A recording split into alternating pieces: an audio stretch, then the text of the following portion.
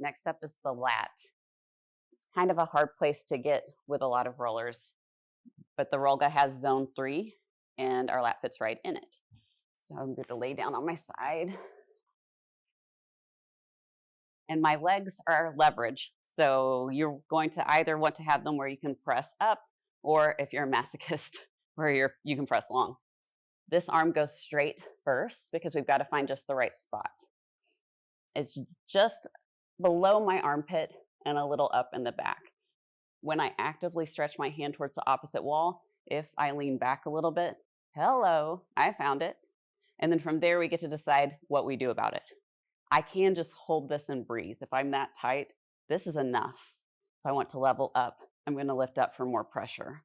If I want more than that, then I get to wiggle this. So I'm going to pull my hand up to tap the back of my head and then actively reach my fingers long. And you do that 5 or 6 times. It kind of looks like, how you doing? But you're going to reach and tap and reach and tap. And then you can hold long, rock back, rock forward. And you can do the same thing with your hand behind your head. You'll rock back and you'll rock forward. The other position you can do, it's like a Pilates move actually. You put your hand in your heads and then you're going to lift up to that side plank. And you can hold that for some pressure. If you have really long arms, that won't be as effective for you. I just happen to have short arms. Then you'll lower your glutes down and try your other side.